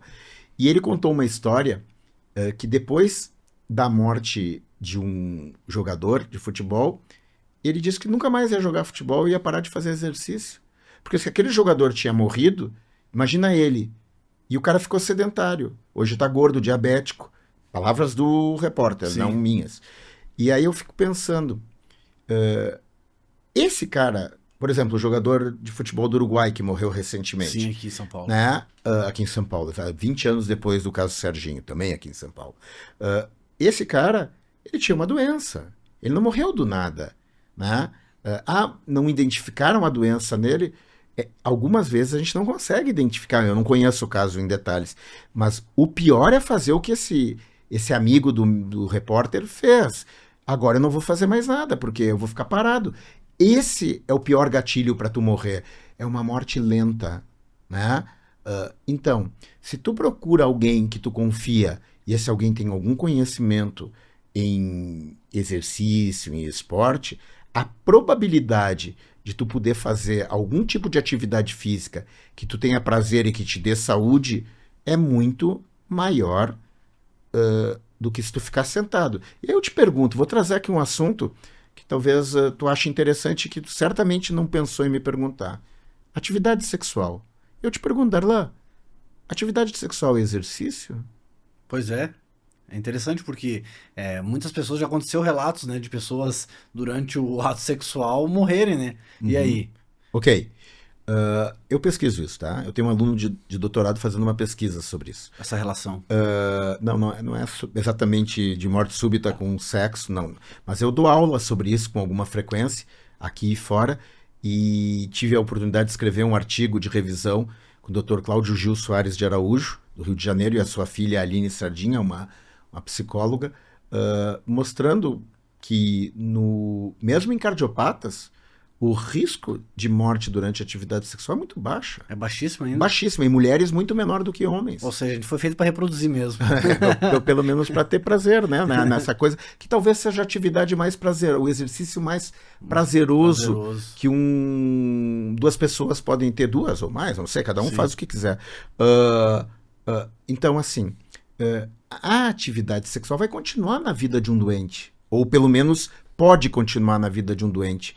E como é que a gente deve lidar com isso? Eu vou dizer que o cara não pode dar um trotezinho, mas pode continuar tendo atividade sexual. Como é que qual é o parâmetro que eu uso? Né? Então, assim, eu costumo dizer que para a gente dizer para alguém não fazer exercício, a gente tem que fazer força. A priori, todo mundo pode fazer exercício, mas algumas vezes vão acontecer circunstâncias clínicas que aquele tipo de exercício de esporte não está indicado para aquela pessoa. Ou seja, uma visão Eu muito acho que maior, né? Isso é a exceção, né? Contando todas as pessoas do mundo. O que muitos médicos fazem por desconhecimento, é dizer, acabou tua carreira. Acabar a carreira é a última coisa que a gente deve fazer. Algumas vezes a gente deve fazer. Eu desqualifiquei um jogador de futebol famoso, aí, algum tempinho atrás, 2 na verdade, porque tinham doenças estabelecidas que o futebol poderia ser de maior risco. Mas eu conto nas minhas mãos quanto eu fiz. Sim. Numa mão, quantas vezes eu desqualifiquei alguém. E quantas vezes eu liberei pessoas e não tenho ninguém que eu tenha liberado que eu saiba que teve um evento. Ô, doutor Ricardo, foi legal que você falou isso aí, porque pegar na nossa prática aqui, né? Profissional de educação física, treinando corrido, na musculação. É muito comum do pessoal falar assim, mas eu vou pra academia e aí o personal só quer atender a bonitinha, a novinha. Eu vou lá pro grupo de corrida, o professor só dá moral e só atende bem aquela bonitinha, novinha. E aí a gente falou, o problema não é que ele tá dando moral pra novinha, pra bonitinha. É porque é muito mais fácil prescrever o exercício para um carro zero, uma novinha de 20 anos, do que para alguém que vem que fala, ó, tenho cardiopatia, eu tenho problema no joelho, tenho problema no tornozelo, eu operei isso, operei aquilo. Aí fala assim, quer saber? A gente não tá atendendo, não. A gente... Por isso, Darlan, Essa é a diferença, nós temos né? visto um crescimento também no número de profissionais da saúde não médicos que estão se especializando em trabalhar com diferentes segmentos desportivos, né? Então, eu hoje, se um atleta que eu atendo faz um evento cardíaco, eu tenho pessoas do meu conhecimento na cidade de Porto Alegre que eu encaminho, educadores físicos, profissionais de educação física, Sim. que eu encaminho para fazer a reabilitação, né? Nem que seja por 1 mês, 2 meses, 3 Sim. meses. Então, eu tenho essa possibilidade. Mas e quem não tem dinheiro, Darlan? Sim, Como é que faz? Vai procurar o SUS? Quem é que faz reabilitação pelo SUS? O SUS deveria fazer reabilitação porque é poupar dinheiro à beça do contribuinte e do governo. Inclusive trabalho de prevenção ali, né? Esse é o negócio. Esse é o negócio. Se os convênios, as cooperativas, uma Unimed da vida, se desse conta, como a Unimed de Florianópolis se deu conta depois do trabalho feito pelo Dr. Tales de Carvalho, um ícone da reabilitação brasileira, feito junto à Unimed, junto com a ajuda do Dr. Arthur Herdi, que a reabilitação é muito mais custo efetiva do que deixar o cara ser operado, né? Ou chegar lá naquele ponto dessas pessoas que tu comentou agora há pouco. Então, assim, esse profissional que espanta, digamos assim, esse pessoal da corrida, da musculação e de outros trabalhos, na verdade ele é um profissional desqualificado, medroso. Para isso. E, inclusive medroso de ao ponto de vista de falar assim, cara, não sei, mas eu vou procurar alguns colegas que já estão nessa área, trocar uma ideia com um fulano, Perfeito o que ciclano. tu disse. Muitos colegas hoje entram em contato comigo, com o Dr. Nabil Goraeba, aqui de São Paulo, com o Dr. Fabrício Braga, do Rio de Janeiro, com o Dr. Luiz Ritt, da Bahia, com o Dr. Antônio Monteiro, da Paraíba. Enfim, vejam, existem pessoas que estudam, publicam, transitam nesse meio, e muitos outros e outras, a doutora Cleia, aqui em São Paulo, Campinas, tem muita gente que está indo para essa área, porque é uma área, ela é maravilhosa, porque tu ajuda essas pessoas algumas vezes, poucas, tu ajuda elas dizendo não, e muitas, mas muitas, tu ajuda dizendo sim. Dizendo sim, né? Então, assim, pede ajuda ali o profissional de educação física, eu falo em nome dos profissionais de educação física que não tem essa capacidade, né, de lidar com esse público. Levanta a mão, procura lá quem já está trabalhando, procura médicos, procura outros colegas que já têm uma linha de trabalho, que eu tenho certeza. Hoje aconteceu vários casos na minha vida como treinador, de meu braço não alcançar, e eu ligar para um, ligar para outro, o que Mas eu faço? Faço a mesma coisa que tu. É interessante, às vezes, né? tem um caso complicado, eu ligo pro Dr. Roberto Pedro em Buenos Aires, que talvez seja a pessoa, na minha concepção, que mais entende cardiologia do exercício do esporte na América Latina, ou entro em contato com o Dr. Sanjay Sharma em Londres, ou entro em contato com o Dr. André Laguerche em Melbourne, na Austrália. Hoje é tão fácil. E esses caras dividem comigo, compartilham comigo informações para ajudar a tomar decisões, né? A gente tem que ser humilde a vida inteira. Não é porque eu tenho 60 anos de idade e quase 40 de profissão, ou 40, 30 e tantos de profissão, que eu sei tudo. Muito pelo contrário. Olha que legal, nós temos um grupo de cardiologistas, é o Cardio Esporte, foi criado pelo Dr. Nabil Goraeb. O Cardio Esporte tem não sei quantas, cento e tantas, quase 200 pessoas que lidam com isso. E volta e meia aparecem casos ali para a gente discutir. E todo mundo aprende com esses casos. Ontem mesmo eu estava dando a minha opinião para um caso de um colega de Fortaleza, Dr. Rafael Campos. Estava dando meu pitaco. Né? E aí ele me ligou e eu conversei com ele e disse, acho que tu poderia fazer isso. Ele, Ricardo, que legal, bacana. A gente acaba sendo também um pouquinho médico do médico. Né? Assim como às vezes os nossos colegas médicos são médicos para mim. Eu preciso de alguém para botar um stent. Não boto stent, mas o meu colega fulano de tal bota stent. Então ele é o médico do médico. Sim. Né? Ele que cuida do meu paciente para fazer aquilo. Então a gente tem que trabalhar em time, assim como na corrida. dá pra gente fazer corrida e ter performance, saúde, se a gente não... Sai lá, Miguelão, o que tu acha disso? É uma pergunta, eu aproveito e te faço. O que tu acha disso? É muito difícil, né? Muito difícil. Você é um desafio muito grande, né? Muito mais fácil. Tem aquela frase, né? Se você quer ir longe, né? Vai com mais gente, né? Porque você vai estar amparado ali, né? Eu costumo brincar que é tipo quartel. Você vai sair pro campo. Quanto mais você tem o cantil, você tem seu fuzil, você tem o colete, você tem uma série de coisas, vai conseguir facilitar essa jornada. Então, por isso que na revista, doutor Ricardo, a gente trouxe na revista Runners Brasil uma série de profissionais de distintas áreas ali. Inclusive dentistas a gente tem ali. Eu vejo sempre, eu leio sempre as reportagens. Caramba, a gente tenta trazer assim para nesse próximo número tem uma coisa, eu já sei, né? Um spoiler sobre aparelho ortodôntico, né? Eu já vi. Então, assim... Viu? Eu vejo mesmo. Você vê, você corre e vê, você faz muita coisa, inclusive. Uhum. Então, assim, para trazer essa amplitude, vê a importância, né? Porque, como você falou, né? A mesma troca de ideia entre os profissionais acaba colaborando muito aí para uma tomada de decisão. Agora, imagina, assim, para alguém que vai correr uma prova, vai treinar, enfim... emendando também uma pergunta aqui para você, nesse mesmo sentido, se você tem alguma prova de corrida que você ainda não fez, que você olha e fala assim, a hora que minha agenda dá uma aliviada, essa corrida tá na minha lista lá, né? Tem alguma prova assim um lugar que você falou, não, esse lugar eu vou ter que fazer uns 5 aqui. Bah, que pergunta. Já teve alguma assim que coçou assim? É pra falar a verdade? De verdade. Sabe que eu tenho corrido cada vez menos e tenho caminhado cada vez mais, feito trilhas. Eu de uns 2 anos para cá, né, embora me sinta jovial ainda, eu já senti um pouquinho o peso da idade. Peso da idade. Mesmo tendo sido um homem que a vida inteira se exercitou. Eu não me lembro de eu não me exercitar. A não ser quando eu tive alguma lesão mais importante. Então... Hoje, eu não penso em correr em lugar nenhum, mas todos os lugares que eu vou, eu corro. Acaba correndo. Sim. Aproveitando, dá um spoiler sobre o que vai ser na revista esse mês, sobre essa jornada que você fez ali. Dá um spoiler para nós aí. Bom, vamos lá. Eu tenho um amigo chamado João Vicente Silva Souza, o famoso Soiza. Esse cara se tornou meu amigo há 42 anos, em 82, quando a gente entrou na Faculdade de Educação Física no IPA. Olha! E a gente é muito amigo, ele é meu compadre, enfim. E o Soiza foi no meu consultório, ele é meu paciente. E eu vou falar porque está escrito lá na revista, ele me permitiu falar. E aí ele foi no meu consultório, como ele vai todo ano, e eu pedi exame, examinei, conversei, e fui fazer um teste de esteira nele, né, uma ergometria, que eu faço nele com frequência.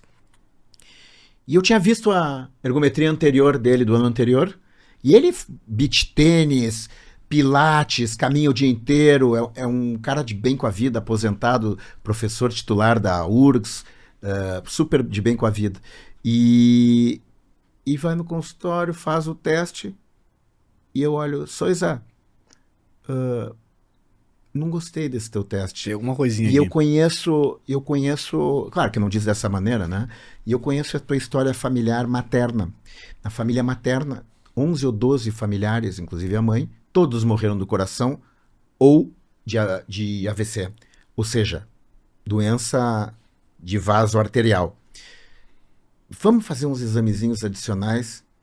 E ele, não tem problema, o que tu pedir. E aí eu pedi 2 exames para ele. Um veio normal, que foi uma surpresa para mim. E o outro veio uma lesão numa artéria chamada descendente anterior, que é a artéria mais nobre do coração. E no local que chama terço proximal da artéria, mais para cima da artéria, que os americanos em inglês chamam de widow's maker. O que é isso? Fazedor de viúva. Ou seja, quando ela fecha, é uma destruição. E o Soiza tinha uma lesão de 97%, uma placa de gordura ali. Caramba! E ele não sentia nada, ele jogava beach tênis, as ganha, participava de campeonatinho amador, tudo mais. Aí eu disse, cara, cateterismo, não tem dúvida. Temos que fazer logo antes da tua viagem em fevereiro. Era janeiro. Ele disse, minha viagem não é em fevereiro. Minha viagem é quinta-feira. Era segunda. Caramba! Eu peguei o telefone, liguei pro Dr. Marco Weinstein, meu querido hemodinamicista lá do Hospital Moinhos de Vento e do Clínicas, e disse, Marco, ó, tô com um caso aqui, preciso que tu resolva assim, assim, assado. Bom, era 1h30 da tarde, Soiza na minha frente, às 5h30 ele tava com 2 É o stents. que tu falou, não sai daqui. A verdadeira história é que ela não sai daqui. Esse não ia jogar beach tênis até fazer o que tinha que fazer. Não, você não sai daqui. Boa lembrança. E naquele dia mesmo botou 2 stents. Depois de muita conversa com ele e com a esposa, ele fez a viagem, deu tudo certo, dava para ele fazer a viagem dele lá que ele tinha. Quando ele voltou, a gente disse, a gente tem que fazer uma coisa para comemorar os dois. E a gente no passado andava de mochila, fazendo Mochileiro. viagem por todo mundo, a gente fez isso, né? Sem dinheiro, dormindo em qualquer canto. Se divertindo. E aí eu disse para ele, Soiza, Santiago de Compostela, só nós dois. Ele, não. Tem uma trilha que não é a trilha Inca, mas que é um lugar no Peru que é tipo trilha Inca que ninguém faz. Vamos? Eu disse, não. Eu disse, então tá, Chapada Diamantina, Brasil, Vale do Pati. E ele botou os olhão assim, feito. Naquele dia a gente ligou para um guia que tinha me indicado, um amigo cardiologista. Posso fazer propaganda do guia? Deve. Rafael, fora de série, né? E o Rafa, a gente conheceu ele pela internet, ele já mostrou que tinha café no Bully, né? E café no Bully, quero dizer, ele era bom mesmo. É bom que se faz. E isso era março. E a gente marcou para outubro. Dia 2 de outubro a gente saía de Porto Alegre e ia para Chapada para fazer 12 dias de viagem, só os dois, como nos velhos tempos. As esposas ficaram, os filhos ficaram. E aí a gente fez 5 dias do Vale do Pati, subindo, descendo montanha, fazendo trilhas fáceis e trilhas muito difíceis. E o Soiza, com os stents, foi nota 1000. O que deu problema nele foi que na última trilha ele torceu o tornozelo e teve que voltar de mula. E você pensa, eu sou médico cardiologista, o que eu vou fazer aqui? O tornozelo dele tá liquidado. E aí ele voltou de mula. Ele me disse que foi uma das coisas mais legais da viagem, foi voltar de mula com um senhor lá chamado Seu Antônio, que ele achou o máximo, né? Então ele terminou de mula a viagem e eu terminei caminhando as últimas 5 horas e 29 minutos, junto com o nosso guia e com uma menina que estava com a gente, querida Luana, um beijo.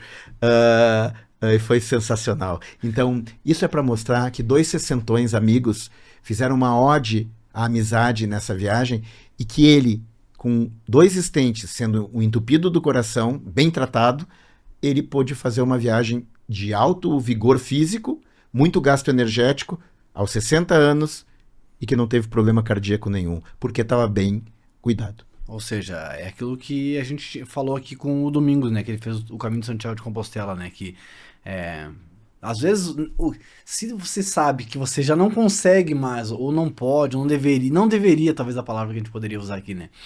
E você infere assim, bom, se eu não deveria correr maratona até dar uma segurada, por que não baixar as réguas e fazer uma outra atividade? É o que você falou, pô, daqui a pouco, pô, não quero correr, mas, pô, uma caminhada legal com um amigo. Trilha! Isso vai ser, pô, isso vai me dar um up. Mas eu continuo dando corridinha.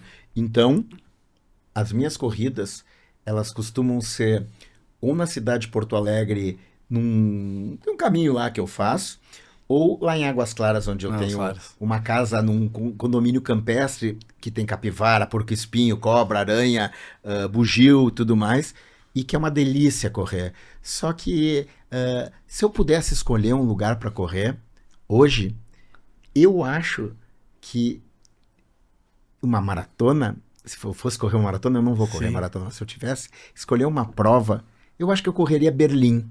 Sabe por quê? Porque é a prova mais rápida do mundo. Mas não para eu fazer mais rápido. É para eu ver aqueles caras passando por mim voando. Quando eu estiver no quilômetro 3 e eles estiverem terminando a prova.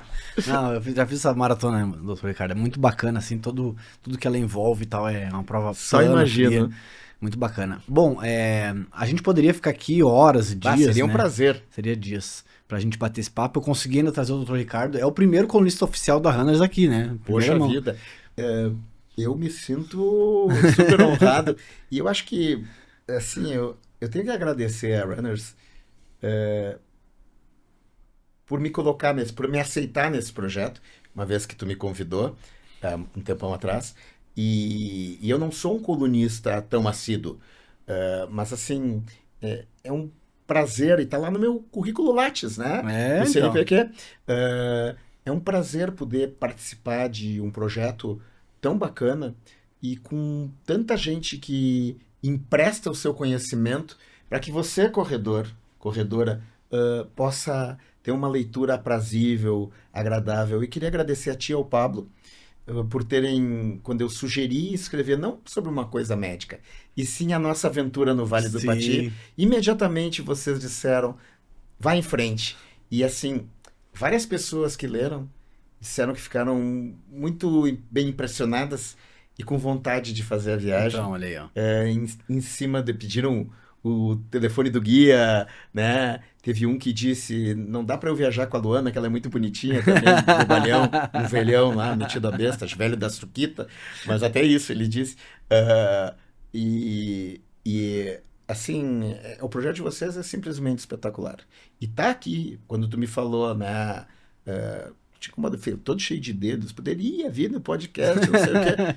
Pô, pelo amor de Deus, é um privilégio estar aqui. É muito legal falar com o teu público. Então a gente. Nosso público. Nosso público, né? Então a ideia é essa aí mesmo, né? A gente tentar pegar pessoas que estão no meio científico muito elevado, pessoas que têm um pouco de ciência, um pouco de prática também, para trazer esse conteúdo pro corredor, não ficar no achismo, né? No empirismo. A gente quer realmente uma revista assim que possa conversar, né?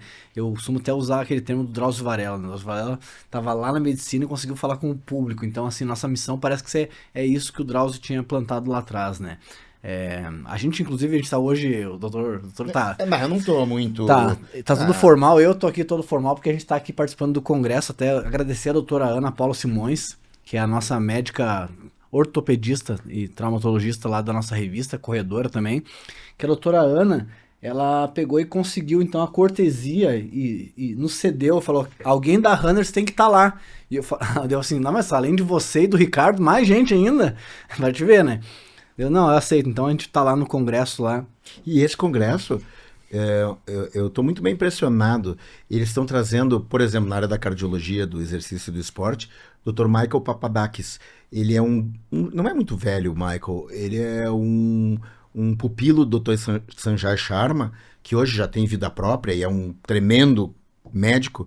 Ele é um grego de uma cidade chamada Rania, Oxânia, na Ilha de Creta, que eu tive a oportunidade de visitar esse ano. E ele vai dar 4 palestras entre amanhã e sábado. Ó, estamos com a programação aqui, ó. E assim, então, e tem o Dr. Jonathan Dresner, que vai dar uma palestra desde de Seattle, né, que é um médico também, que é o cara por trás dos critérios de Seattle, do eletrocardiograma do atleta, entre outros profissionais do Brasil inteiro e do mundo. Então, os organizadores, e eu posso falar dos que eu conheço melhor, Dr. Marcelo Leitão, Dr. José Cavazoli Lazzoli, né, Dr. Ivan Pacheco, estão de parabéns por estarem organizando um evento que só orgulha o médico de saber que a Sociedade Brasileira de Medicina do Exercício e do Esporte está tão pujante. E uma vez o Dr. Eduardo De Rose, que é o decano da Medicina do Exercício e do Esporte no Brasil, me disse que a medicina do esporte é a primeira especialidade médica que foi aceita como especialidade médica. Olha só. Eu não sabia. E eu fiquei muito impressionado, porque eu pensava, bom, deve ser sei lá, a clínica médica, a ginecologia, a pediatria, mas não, foi a medicina do exercício e do esporte. Olha que bacana, ou seja, a medicina, exercício é medicina. Bom, sua palestra aqui então vai acontecer amanhã, né, às 17 às 18. Não, é das 16h30 às 17 é uma conferência. É o colóquio. Não, colóquio é depois. Colóquio é depois. Eu tenho uma conferência nessa mesma sala aí sobre desmistificando a cardiogenética, a genética na medicina do exercício e do esporte. E esse colóquio é controvérsias cardiológicas na medicina do exercício e do esporte. Eu e o Dr. Cavazoli Lazzoli vamos coordenar. Então, assim, tá bem bacana aqui, a gente fica muito feliz de participar. E o Félix também lá do Sul vai participar esqueci também. do Félix. Félix, pelo amor de Deus. E, bom, estou muito feliz de estar participando disso aqui, de estar com você aqui. A gente quer ver se a gente traz mais pessoas aqui. E eu já me coloco à disposição, porque hoje eu vi uma palestra lá do menino lá do sul, da UX, falando sobre o ferro no atleta, na suplementação, que é inclusive o que eu venho estudando no meu doutorado. Eu falei assim, pô, e quando é que eles vão me convidar para me dar uma palestra aqui? Ele deu uma palestra de 10 minutos sobre ferro. Pô, isso aí eu tô estudando, hein? Eu acho que eu podia ter uns 10 minutinhos aí também, hein? Me chama aí, eu tô fazendo doutorado na USP, me chama aí por 10 minutinhos aí. É que as pessoas não ficam sabendo também, né? Acho que tem que aparecer. E tu falando pra mim já é uma forma de eu dar uma comentada aí com desses caras. Pô, me dá 10 minutinhos. Porque qual é o meu conhecimento disso? Desse tamanico assim. Você tá bem ocupado, mas pô, dá 10 minutinhos pra mim também. Toda a palestra que ele deu lá foi muito bacana, não tô desprestigiando ele, muito pelo contrário do Dr. Henrique, eu quero ver se eu converso com ele, mas sim, muito robusto, eu falei assim, cara, isso aí eu poderia também colaborar ali, dar meus 5 centavos. Mas pra isso tu tem que ser visto. É verdade. Né? Então, veja só, nós temos pepitas para serem lapidadas. Como tu, por exemplo. Porra, vamos lá, vamos colaborar. Não, e o Brasil tem muita gente boa na área, na ciência, seja em que ciência for. Mas uma coisa fundamental é que um país, para poder desenvolver recursos humanos, tem que ter incentivo. E às vezes subótimo, né? Carece.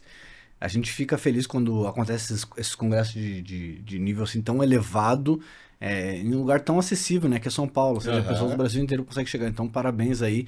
A gente só tem a agradecer. E foi através desse congresso, que eu tenho que agradecer aqui na revista, que conseguimos aqui trazer, então, o Dr. Ricardo Stein. Que ele tem uma missão, inclusive, de trazer o Márcio aqui. É com ele, não é comigo. Não, é uma barbada. Márcio Dornelles vai vir frouxo. Vai vir frouxo. Aí, não tenho a menor dúvida. A sua missão. É a partir de hoje, quando nós vamos encontrar, eu vou encontrar o Márcio. Eu já falei pra ele, tem que conversar contigo, Márcio. Olha aí, ó. Ele disse, tô à tua disposição, ele só não sabe o que é. É ortopedista, né? Vai colaborar com a revista. Ortopedista do Grêmio, médico do esporte. Médico do esporte. Acho que ele é médico do esporte, aliás. Acho que ele é médico do esporte. E trabalhou no Grêmio há 19 anos. Grêmio de Futebol Porto Alegre. O meu clube do coração, né, doutor? O clube que eu mais seco. Azul. Galera, a gente podia ficar um tempão aqui, a gente poderia ficar muitas horas aqui, mas o Dr. Ricardo tem a agenda dele. Temos que voltar pro congresso. Isso. Então, assim, Dr. Ricardo, muito obrigado aqui em nome da Runners Brasil. A gente agradece a sua presença. Se você tem algum recado final, aproveite aqui. A gente vai colocar todos os seus contatos lá também. Okay. Mas fica à vontade aí para você encerrar esse podcast aí. E, enfim. O meu objetivo não é fazer propaganda minha, né? O meu objetivo é poder passar um pouquinho do meu conhecimento e de uma forma que eu espero que a audiência tenha compreendido, sem falar aquela linguagem robusta, rebuscada, metida besta do médico. Médico tem que falar com médico nessa linguagem e com o público em geral a gente tem que falar português. Então, oportunidades como essa, elas são de ouro. E elas são de ouro não importa quem tu seja. Porque a coisa mais importante que um cientista, no caso eu, cientista médico cientista, pode fazer enquanto cientista é tentar fazer com que o conhecimento seja passado para os outros. Né? Uma vez no meu doutorado, eu botei os últimos slides eram da seguinte maneira. Um cara subindo uma montanha. E ele não conseguiu subir a montanha. Aí eu escrevi do lado, entre aspas, porque não é, mas é para dar uma ideia, perdedor, porque não conseguiu subir a montanha. Não é que seja perdedor, mas eu quis botar isso por causa dos outros 2 slides. O slide seguinte era um cara subindo a montanha e atingindo o cume, né? E eu botei vencedor. E aí o último slide era um cara subindo a montanha e um cara em cima da montanha, já no cume, dando a mão para o outro subir, né? E aí eu botei do lado, campeão. E esse foi o recado que eu mandei para o meu orientador de doutorado, de uma vida, Dr. Jorge Pinto Ribeiro, falecido em 2012, um gênio, com a carinha dele e com a minha carinha. Ele, o campeão, me ajudando a subir. E é isso que eu faço hoje. Eu sou um jogador de time, né? E aqui... acho que eu pude fazer isso de uma maneira tão gostosa, tão legal, como tu disse, dá para ficar o dia inteiro. Não sei se vocês vão aguentar, mas eu aguentava. Não, vai aguentar sim. Resistência eu teria. Então, obrigado, viu, mais uma vez, pela oportunidade. E obrigado pela oportunidade de ser um colunista eventual, porque eu não sou dos mais assíduos, mas eu tenho sempre muito prazer em escrever alguma coisinha mais ou menos ali para a revista. Não, é isso, o Dr. Ricardo Sai tem uma agenda muito complexa, né, muito robusta, então é por isso que acaba não contribuindo mensalmente. Mas A gente teve uma combinação e a nesse gente sentido. sabe muito bem disso e isso está muito bem combinado, então para nós não há problema, muito pelo contrário, cada vez que vem a gente se engrandece. Então a gente só tem a agradecer, Dr. Ricardo, obrigado aos nossos ouvintes, telespectadores e pessoas que acompanham a nossa revista, tanto no podcast, no YouTube, ou no site e nas redes sociais. Inclusive a matéria do Dr. Ricardo, além de sair na revista, vai sair lá no nosso site oficial contando essa jornada que ele fez aqui no Brasil. Não foi à toa que o Soiza falou pra gente fazer isto no Brasil, ou seja, ele sabe que ia sair na revista Runners Brasil. Então, o nosso muito obrigado aqui a todos vocês e nos vemos no próximo episódio. Tchau, tchau.